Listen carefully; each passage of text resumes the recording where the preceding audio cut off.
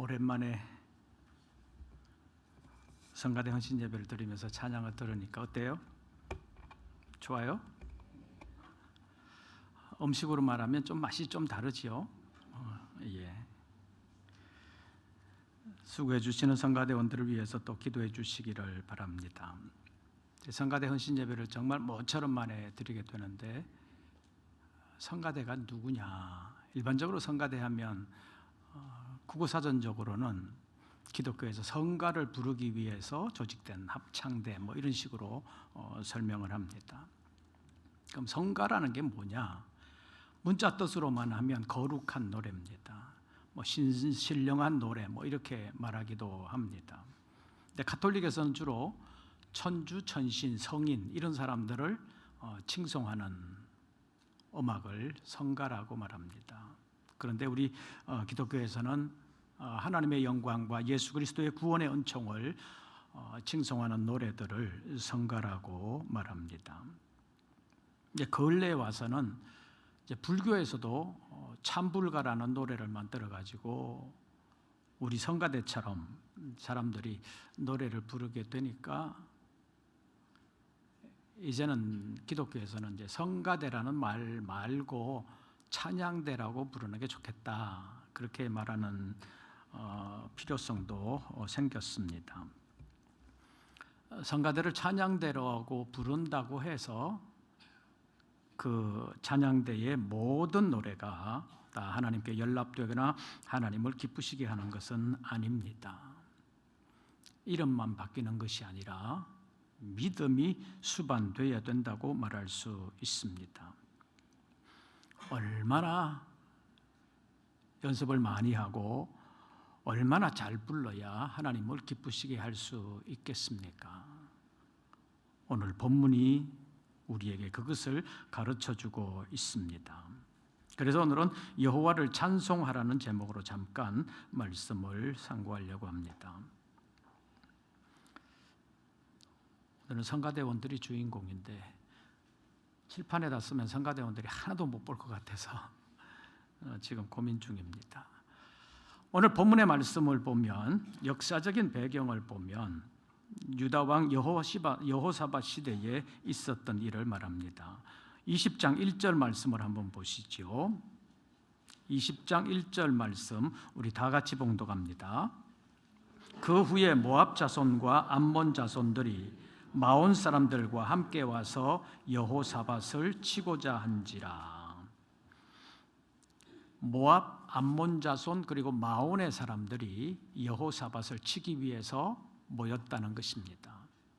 지리적으로 보면 요단강 동편에 있는 사람들이고 또 북쪽에 있는 사람들까지 포함하면 크게 보면 아람 자손들이라고 말할 수 있고 아람 나라 백성이라고 말할 수 있는데 그들이 여호사밧을 치기 위해서 모였다는 것입니다. 그때 여호사밧 왕이 어떻게 했는가 하는 것을 역대하 제20장이 우리에게 보여주고 있습니다.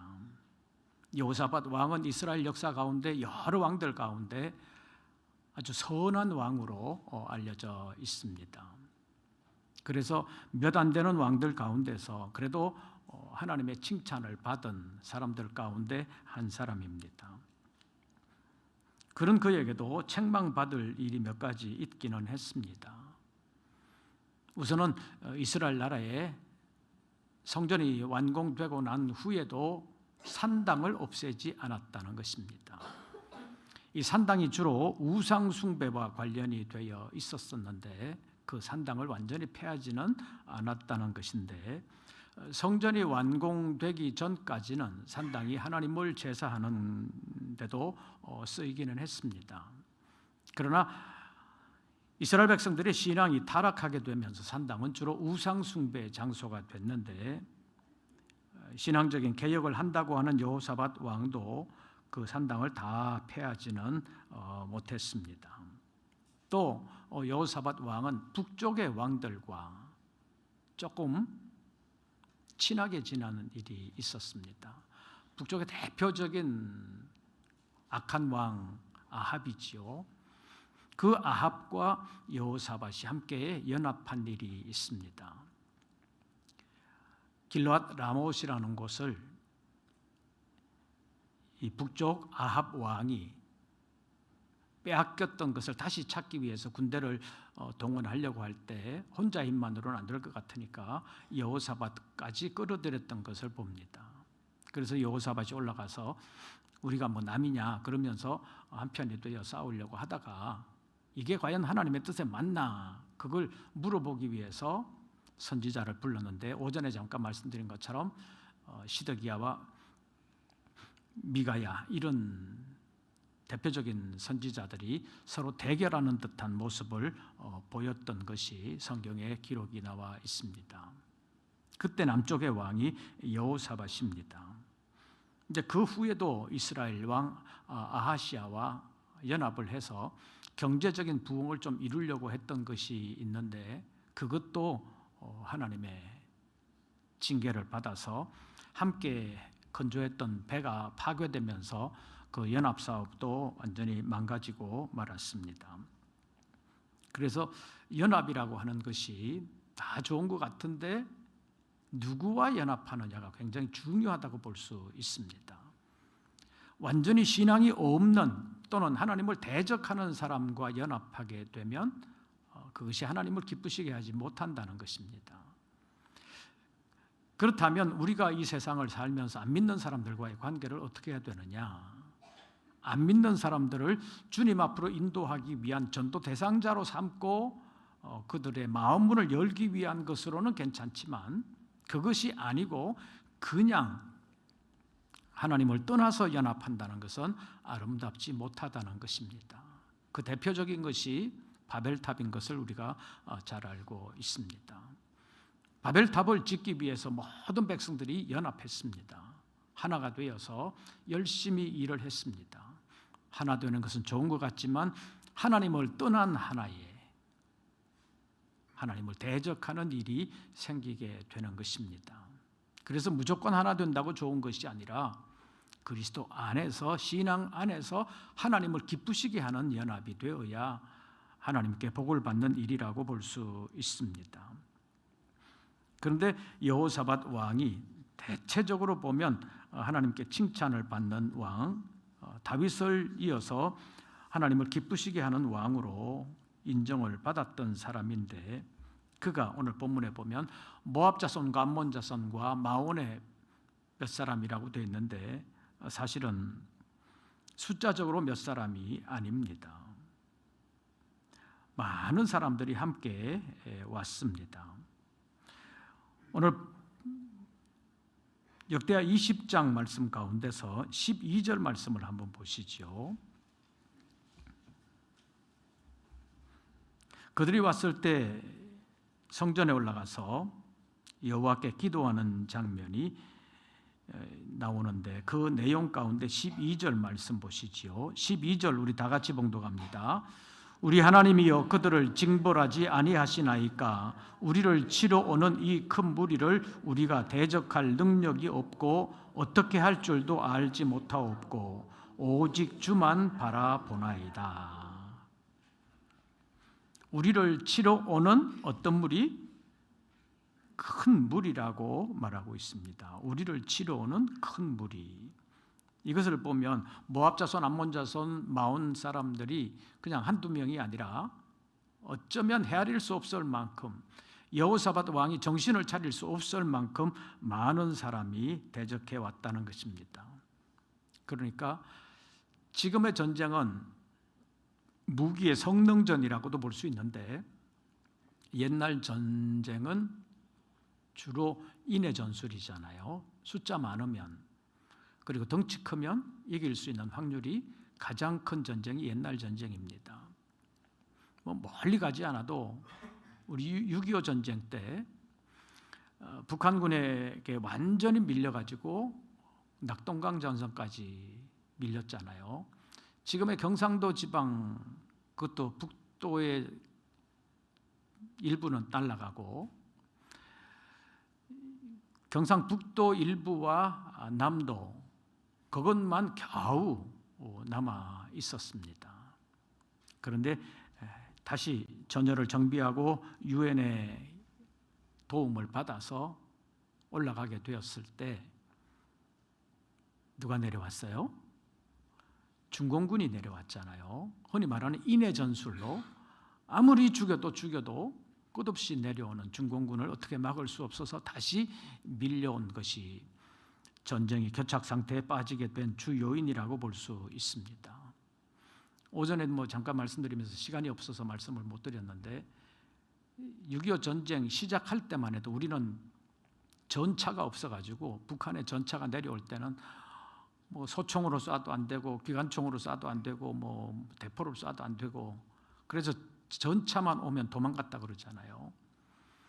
그런 전력의 비대칭 때문에 어쩌면 전쟁을 완전히 질 수밖에 없는 상황이었는데 오늘 본문에 보니까 여호사밧 왕을 쳐들어온 암몬과 모압 자손 마온 사람들을 보니까 너무 큰 무리라는 것입니다. 그리고 대적할 능력도 없다고 말하고 있습니다. 일당백으로 싸우는 특공대 같으면 모르겠는데 이스라엘 백성들도 그렇지도 못했다는 것입니다. 그래서 대적하기를 포기할 수밖에 없었습니다. 대적할 능력도 없고 어떻게 할 줄도 알지 못하옵고 이 정도 되면 완전히 허둥지둥하다가 포기하고 완전히 그냥 망할 수 있잖아요. 그런데 그때 여호사밧은 성전으로 나아갔습니다. 하나님을 찾았습니다. 어려움을 만날 때 어떻게 해야 할 줄을 모를 때 하나님을 찾아야 된다는 것입니다. 구약시대에는 예루살렘에 있는 성전으로 올라갔습니다. 지금은 예루살렘 성전도 없고 이제 다 다르지요. 신학적으로 보면 하나님은 아니 계신 곳이 없지만 하나님을 익히 만나던 장소로 가면서 하나님을 찾는 것이 중요하다고 말할 수 있습니다. 그래서 어떤 특정한 장소에 가야 된다 그것만은 아니지만 하나님을 만나기 위해서 하나님을 찾아야 하는 것이 믿음의 생활이라고 볼 수 있는데 여호사밧 왕은 성전으로 올라가 하나님을 찾았습니다. 그러면서 하나님을 의지해야 된다고 말할 수 있습니다. 그래서 두 번째로 생각해야 되는 것은 어려울수록 하나님을 찾고 하나님을 의지해야 된다는 것입니다. 성가대원은 단순한 음악인이 아닙니다. 한 사람의 신앙인이어야 한다고 말할 수 있습니다.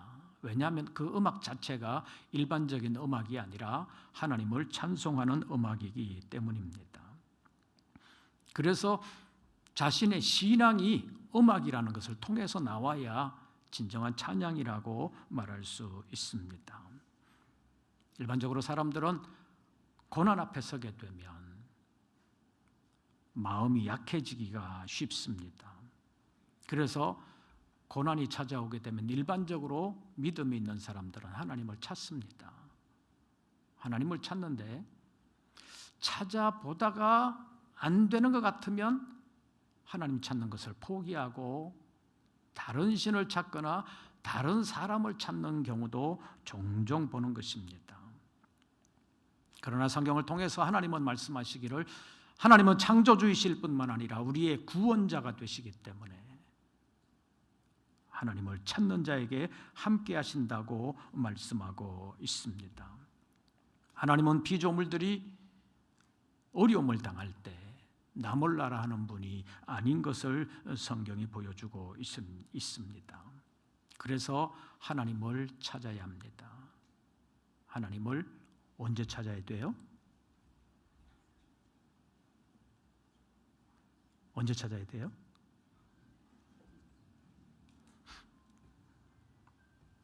어려울 때 찾아야 돼요? 안 어려울 때는? 하나님은 항상 찾아야 되지요. 원래 진정한 신앙이라는 것은 일상 속에서 하나님과 영적 교제를 나누는 것이 진정한 의미에서 바람직한 신앙이라고 볼 수 있습니다. 그런데 어려운 날에도 하나님을 찾아야 된다는 것입니다. 일반적으로 보면 성경은 예수님께서도 말씀하셨다시피 수고하고 무거운 짐진 자들아 다 내게로 오라 그렇게 말씀하셨지요. 그렇게 오라는 내용은 뭐예요? 수고하고 무거운 짐을 어떻게 하라는 거예요? 주님 앞에 와서 주님께 내려놓으라는 거잖아요. 그런데 못 내려놓잖아요.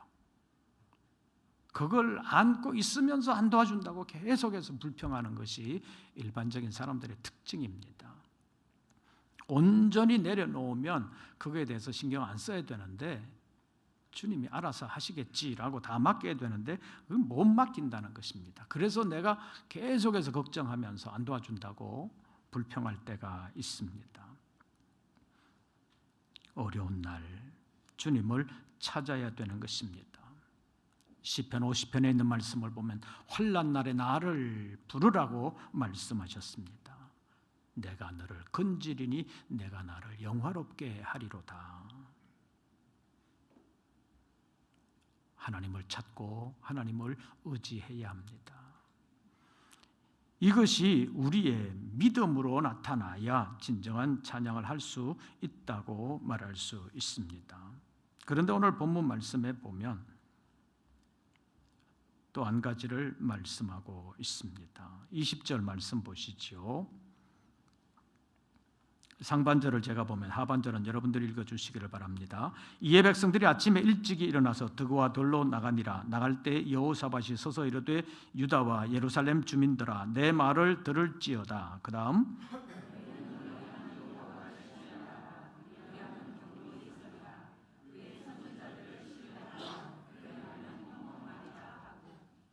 여호와를 신뢰하면 견고하게 서게 될 것이라고 말씀하고 있습니다. 흔들리지 아니하는 믿음을 가질 수 있다는 것입니다. 여호와를 신뢰하게 되면. 그래서 우리 성가대원들은 여호와를 신뢰하는 믿음을 견고하게 가져야만 진정한 찬양을 할 수 있다고 말할 수 있습니다.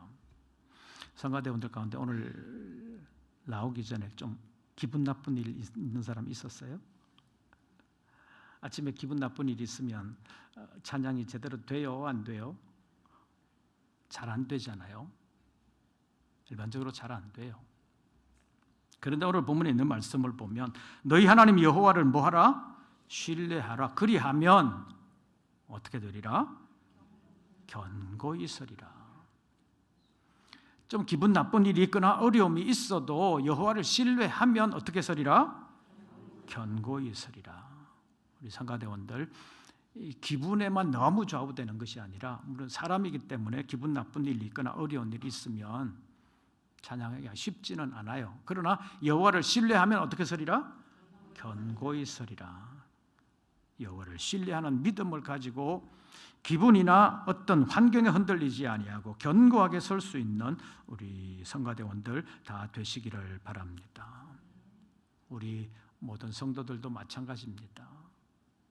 나와서 목소리로 찬양하는 것은 아니지만 교회 와서 앉아 있어도 기분 나쁜 사람은 말씀이 잘 안 들어오잖아요. 그래서 예배를 드려도 은혜가 잘 안 될 때가 많습니다. 하나님의 은혜를 못 받을 때가 많다는 것입니다. 물론 하나님께서 강권적으로 역사해 주셔서 그 마음을 완전히 녹여주시면 괜찮지만 하나님은 항상 강제적으로만 역사하시는 분은 아니잖아요. 전능하신 하나님이시지만 우리가 그릇을 잘 준비하면 은혜를 받는 경우가 많은데 그릇이 잘 준비되지 아니하면 안 될 때가 많습니다. 그래서 아까 성가대원들에게 말씀드린 것처럼 우리의 기분의 좋고 나쁨에 좌우되지 아니하고 우리의 생활 속에서의 어려움이 있거나 형통하거나 그거에 좌우되지 아니하고 견고하게 서기 위해서는 여호와를 뭐하라? 신뢰하라. 전적으로 여호와를 신뢰하라는 것입니다. 여러분들이 자녀들을 키울 때 누가 가장 평온한 얼굴을 하느냐 그랬을 때 갓난아이가 어머니 품속에 있을 때 가장 평안한 얼굴을 하고 있다 그러잖아요. 그 갓난아이는 힘이 없잖아요. 외부적인 어떤 영향에 제대로 대처할 만한 힘이 아무것도 없습니다. 그런데 그건 본능적으로 모든 것을 부모에게 맡겼기 때문에 걱정이라는 것이 없다는 것입니다. 그런데 여러분들 교회 오가시면서 가끔 길고양이라는 거 보잖아요. 근데 집에서 키우다가 나온 거 외 말고 처음부터 길에서 태어나서 길에서 자란 것들은 사람 보면 어때요? 진짜 도망 잘 가잖아요. 왜 그렇습니까? 두렵기 때문에 그렇습니다. 사람만 보면 두렵기 때문에 자기 살기 위해서 도망치는 것입니다.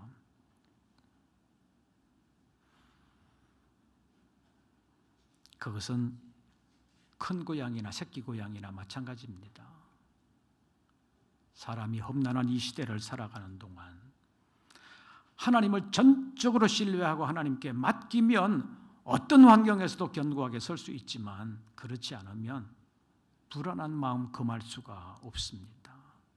그래서 두려워할 수밖에 없고, 그래서 하나님 모르는 사람들은 하나님 외에 다른 신을 찾게 되고 눈에 보이는 어떤 도움을 얻으려고 발부둥을 치는 것을 볼 수가 있습니다.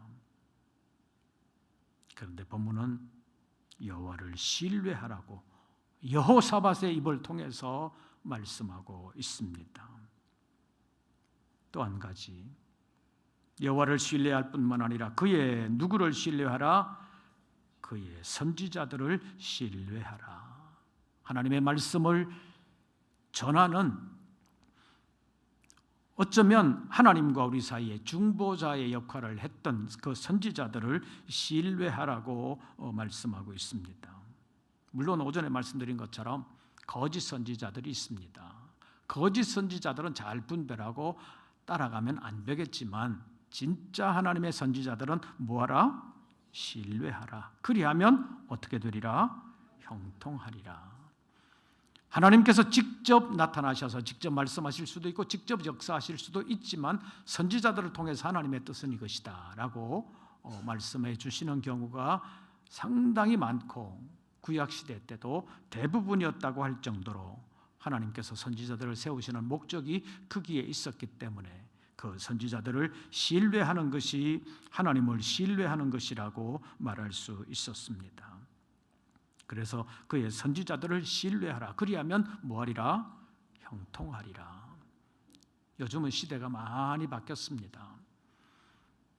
만인 제사장주의라고 해서 그 가톨릭처럼 굳이 신부를 통하지 않아도 하나님 앞에 회개 기도를 할 수 있고 하나님께 나아갈 수도 있는 것이 우리 기독교가 성경에서 찾은 진리라고 말할 수 있습니다.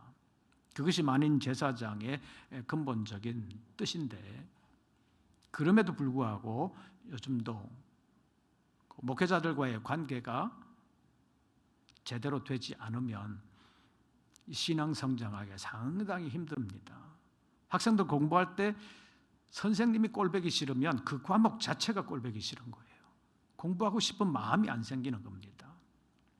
그러나 선생님이 좋으면 그 과목이 싫은 과목이 아니라 좋은 과목이 되면서 더 열심히 하고 싶은 마음이 생기는 것처럼 목회자들과의 관계도 상당히 중요하다고 말할 수 있습니다.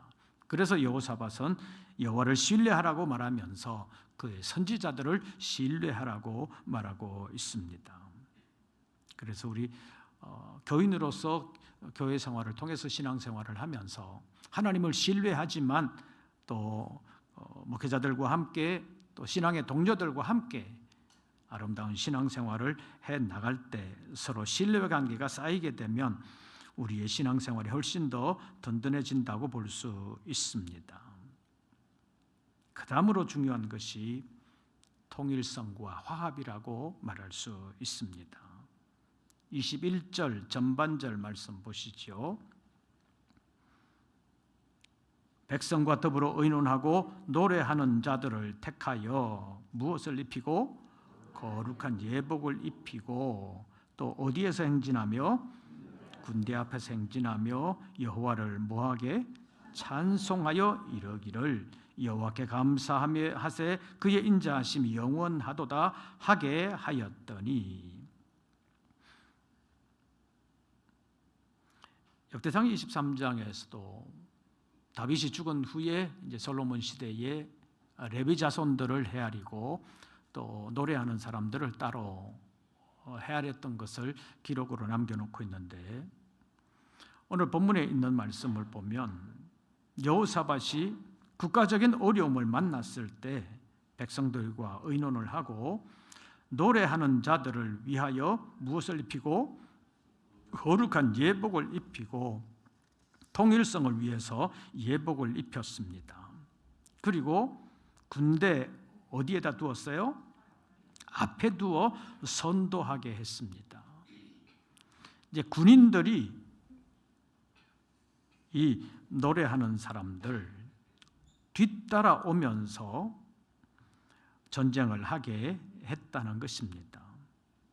음악이라는 것이 뒤따라오는 군인들의 마음에 상당한 영향을 미친다는 것입니다. 음악이라는 것이 몇 개 안 되는 음표로 박자와 음정을 통해서 독특한 선율을 만들어내는 것이라고 볼 수 있는데, 그 음악에는 다른 데 없는 독특한 힘이 있습니다. 그래서 사람의 마음을 감동시키기도 하고 위로를 주기도 하고 사람의 마음을 차분하게 가라앉게도 하고 사람의 마음을 막 뒤쑤셔가지고 흔들어 놓고 사람의 마음을 들뜨게 하기도 합니다. 그래서 어떤 상황에서 어떤 음악을 만드느냐에 따라서 그 사람의 마음이 달라진다고도 볼 수 있습니다. 그리고 독창과 합창은 또 상당히 다르지요. 독창은 개인적인 기교를 충분히 나타낼 수 있지만 합창은 그렇지 않습니다. 모든 대원들이 박자를 잘 맞추어야 하고 음정을 잘 맞추어야 합니다. 물론 개인적인 찬송에도 개인적인 노래에도 그것을 맞추기 위한 연습이 필요하지만 합창에서는 더말할 필요도 없습니다. 성가대에서도 더말할 필요가 없을 만큼 연습이 중요하다고도 볼 수 있습니다. 박자가 잘 안 맞거나 음정이 잘 안 맞으면 여러분들은 어때요? 잘 될 때도 있고 안 될 때도 있을 텐데 목소리가 갈라진다든지 뭐 그래가지고 잘 못 맞출 때도 있지요. 근데 보통 사람은 맞는 건지 안 맞는 건지 대충 들려가지고 잘 모를 때도 있습니다. 그런데 지휘자는 예민하게 들리는 거지요. 각자의 목소리가 이렇게 들리면서 거기 화음이 잘 되면 괜찮은데 안 되면 굉장히 신경 쓰일 수 있습니다. 그래서 합창을 하는 사람들은 다른 사람의 목소리에 귀를 기울여야지요. 잘 들어야지요. 그러면서 자기 목소리를 거기에 맞추어야 된다고도 볼 수 있습니다. 그래서 혼자 독창을 아무리 잘해도 합창에 와서 다른 사람들과의 호흡이 잘 안 맞으면 합창으로서는 별로라고 말할 수 있습니다. 그래서 각자의 음색과 톤이 다 다르지만 거기에서 새로운 하나의 음성인 것처럼 잘 맞추어져야 합창으로서의 묘미를 잘 살릴 수 있다고 말할 수 있습니다. 그것을 잘 맞추기 위해서 연습이 필요하다고 말할 수 있습니다. 근데 연습 잘 해요? 잘 참여해요? 연습도 안 하고 사는 사람이 또 없어요? 연습 잘 하시기를 바랍니다. 자기 목소리를 내기 전에 다른 사람의 목소리는 어떤지 잘 맞춰가야 된다고 말할 수 있습니다. 여러 사람들의 목소리가 잘 융합이 되면서 조화롭게 되면 합창의 묘미가 산다고 말할 수 있습니다. 왜 여호사밧이 전쟁에 내보내는 군인들 앞에 노래하는 사람들을 선택을 해서 거룩한 예복을 입혔겠습니까? 군인들도 물론 통일성이 있지만 앞에 가는, 어쩌면 성가대원이라고도 볼 수 있는 그 사람들을 거룩한 예복을 입혀서 통일되게 할 뿐만 아니라 앞에 선도하게 하면서 군인들의 마음에 용기를 북돋아주고 하나님이 함께 한다는 것을 깨닫게 하기 위함이라고 볼 수 있습니다. 전쟁에 나아가는 사람에게는 다 두려움이 있습니다. 옛날 전쟁이나 지금 전쟁이나를 막론하고 전쟁으로 나아가는 사람은 목숨의 위협을 느끼면서 두려워할 수 있습니다. 그런데 하나님께서 함께 하신다는 것을 확신하게 되면 마음의 위로를 받고 평안을 얻을 수가 있다는 것입니다. 우리나라의 군목제도가 생긴 것이 바로 이런 요인이라고 볼 수 있습니다. 전쟁통에 죽음을 두려워하는 사람들에게 목사님이 가서 위로해주고 기도해주고 그러면서 군인들의 마음을 위로해준 일이 오래된 것입니다. 그래서 특공부대 가면 특수부대에서 비행기에서 뛰어내리는 사람들이 있잖아요. 낙하산 안 펴지면 어떡할까, 떨어져서 그냥 죽으면 어떡할까, 그런 마음이 생기는데 그때 군목이 가장 먼저 뛰어내리는 경우가 많습니다. 그래서 특수부대의 군목들은 그 낙하산 부대에 배속이 되면 가장 먼저 뛰어내리는 것이 군목들입니다. 뛰어내릴 사람들을 위하여 기도해주고 자기가 먼저 뛰어내리면 이러면 되는구나, 또 하나님이 함께 하시는구나, 그렇게 생각을 하면서 위로를 받고 용기 내서 뛰어내릴 수 있다는 것입니다. 그런데 오늘 본문에 있는 말씀을 보면 앞에 거룩한 예복을 입은 사람들이 노래하고 가는데 그냥 노래가 아닙니다. 21절 다시 보시죠. 백성과 더불어 의논하고 노래하는 자들을 택하여 거룩한 예복을 입히고 군대 앞에서 행진하며 여호와를 찬송하여 이르기를 여호와께 뭐하세? 감사하세. 전쟁에 나가는데 뭐 여호와께 감사해요? 전쟁이 터져가지고 지금 죽을 줄도 모르는데. 그런데 노래하는 사람들을 통해서 여호와께 뭐하세? 감사하세. 왜냐? 지금까지 베풀어 주신 하나님의 은혜가 크다는 것입니다. 그러니까 이번 전쟁에서도 하나님께서 은혜 베풀어 주실 것이다. 지금까지 베풀어 주신 하나님의 은혜에 감사해라. 그러면 하나님께 감사하는 사람에게 하나님께서 은혜를 베풀어 주실 것이다. 그러면서 전쟁으로 나아가는 그 군인들 마음속에 두려움보다는 하나님의 은혜가 함께하기를 바라면서 노래하는 사람은 여호와께 감사하세, 그렇게 말하면서 그의 인자하심이 뭐하도다? 영원하도다. 옛날에 한때만이 아니라 영원하다. 지금도 하나님은 인자하신 분이시다. 그러니까 지금도 우리에게 은혜를 베풀어 주시는 하나님이시다. 그것을 노래하게 했다는 것입니다.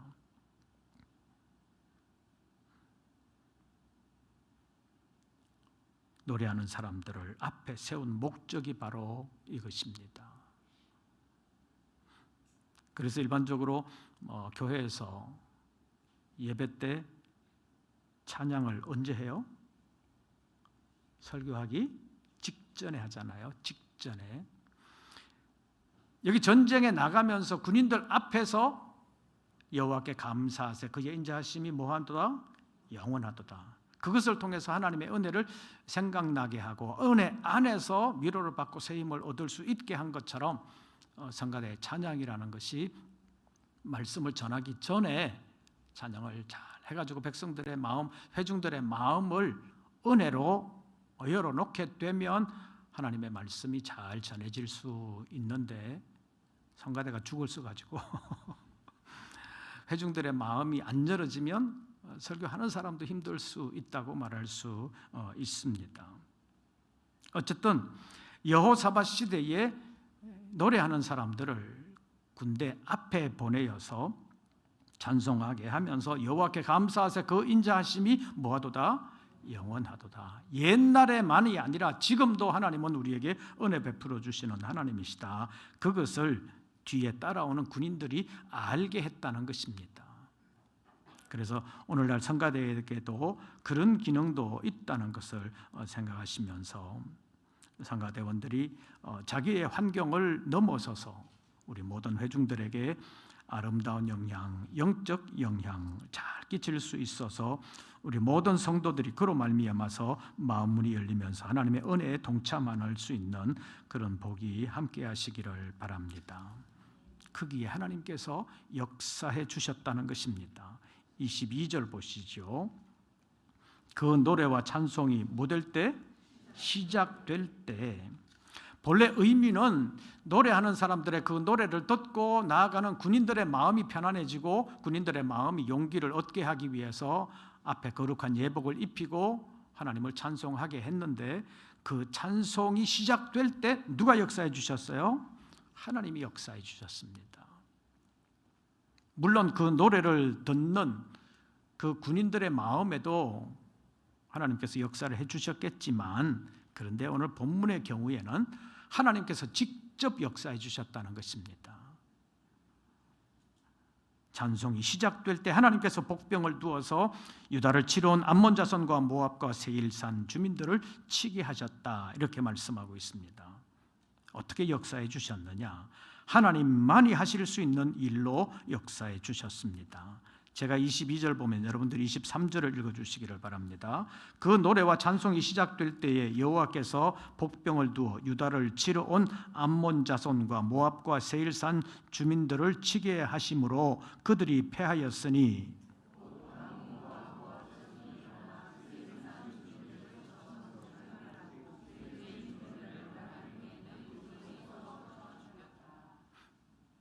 일반적으로 복병은 아군이 복병이 되잖아요. 그래서 아군이 숨어 있다가 적군이 쳐들어오는 것을 막게 되어 있습니다. 그런데 여호와를 찬송하는 그 찬송이 시작될 때 하나님께서 복병을 두셨다고 그랬는데, 그 복병은 이스라엘 백성들이 나가서 치는 것이 아니었습니다. 하나님이 치게 하셨는데, 암몬과 모압 그리고 마온의 사람들이 연합군이 되어서 쳐들어왔는데 하나님께서 복병을 두어서 어떻게 치게 하셨느냐? 22절에서는 복병을 두어 유다를 치러온 암몬 자손과 모압과 세일산 주민을 치게 하심으로 그들이 패하였으니, 그 다음에 그 복병이 어떤 역할을 했는지 23절 보시죠. 곧 암몬과 모압 자손이 일어나 누구를 쳐서? 세일산 주민들을 쳐서. 다 연합군인데 사실은 한편인데 모압과 암몬 자손이 세일산 주민들을 쳤다. 내분이 일어나게 됐다는 것입니다. 왜 그렇게 됐을까요? 어쩌면 피아가 구분이 안 됐을 것이라고 볼 수 있습니다. 하나님께서 그 침략자들의 눈을 흔들어 놓았기 때문입니다. 시각적으로는 보였지만 그것이 우리 편인지 상대편인지를 모르게 했다는 것입니다. 그래서 내분이 일어나서 암몬과 모압 자손이 일어나 세일산 주민들을 쳐서 세일산 주민들을 진멸을 했습니다. 그 다음에는 어떻게 했느냐? 세일산 주민들을 멸한 후에는 그들이 어떻게 하였더라? 서로 쳐 죽였더라. 이런 일이 가능합니까? 불가능한 일인데 하나님께서 그들의 마음을 그렇게 움직이니까 그렇게 됐다는 것입니다. 이것이 하나님의 싸움의 방법이라고도 말할 수 있습니다. 하나님께서 하나님을 찬송하는 그들의 노래가 시작될 때 하나님께서 이렇게 역사해 주셨다는 것입니다. 이것을 통해서 우리에게 주시는 교훈은, 가장 어려운 순간 아무것도 할 수 없는 때라도 하나님을 찾고 하나님을 의지하는 사람에게는 하나님께서 역사해 주신다는 사실입니다. 그리고 전쟁이 일어났을 때 군인보다 앞에 서서 갈 수 있다는 것은 그만한 믿음이 있어야 가능한 것입니다. 어쩌면 군인보다 나은 용기와 용맹이 있었기 때문에 그들은 군인들 앞에서 행진하면서 여호와를 찬송했습니다. 여호와께 감사하세, 그의 인자하심이 영원하도다. 이런 찬송을 할 때 그 믿음을 보시고 하나님께서 역사해 주셨다고 말할 수 있습니다. 여러 가지 어려운 여건 가운데서도 성가대원으로서 수고해 주시는 분들에게 감사를 드립니다. 또 그렇게 봉사할 수 있다는 것에 대하여 하나님께 감사하면서 하나님께서 베풀어 주신 은혜를 다시 한 번 더 떠올리고 매일매일 그런 삶을 통해서 하나님의 은혜 안에 있는 우리 모든 성가대원들과 우리 모든 성도들 되시기를 바랍니다. 은혜 안에 있으면 감사할 수 있고 그 감사를 찬송할 수 있습니다. 성가대원들은 음악으로만 노래하는 것이 아니라 믿음으로 노래하는 것입니다. 믿음이 목소리를 통해서 나올 때 그 목소리 속에 믿음의 향기가 묻어 있다고 볼 수 있습니다. 그것이 은혜로운 찬양이요 하나님이 함께 하시는 찬양의 역사라고 말할 수 있습니다. 그 일에 아름답게 쓰임받을 수 있는 우리 성가대원들, 그리고 하나님의 역사에 쓰임받을 수 있는 우리 모든 성도들 되시기를 주의 이름으로 축원합니다. 오늘 설교 제목을 한 번 더 알아보시기를 바랍니다. 여호와를 뭐하라? 찬송하라. 여호와를 찬송하라. 심령 속에서부터 여호와를 찬송하는 믿음의 사람이 되어 하나님의 일에 아름답게 쓰임받으면서 끝까지 승리하는 우리 모든 권속들 되시기를 축원합니다. 기도하겠습니다. 오늘도 함께하여 주심을 감사합니다. 여러 가지 여건 가운데서 수고하는 우리 성가대원들에게 은혜를 베풀어 주셔서 하나님께 찬송하는 것이 기쁨이 되게 하시고 하나님께 찬송하는 그것이 하나님께도 영광이 되게 하여 주시옵소서. 찬양하는 그것이 본인의 마음속에도 역사하여 하나님의 위로를 받고 모든 어려움을 아름답게 이겨나갈 수 있는 우리 모든 성가대원들 되게 하여 주시옵소서. 사랑하는 종들이 이 사명을 잘 감당할 수 있도록 생활의 모든 여건 가운데서도 하나님 도와주시옵소서. 역사하여 주셔서 찬송을 찬송으로 제대로 감당할 수 있도록 역사하여 주시옵소서. 수고하는 성가대원들과 우리 모든 성도들 가운데 하나님 늘 임재하시고 역사하여 주시옵소서. 영광을 받아 주시옵소서. 예수님의 이름으로 기도하옵나이다. 아멘.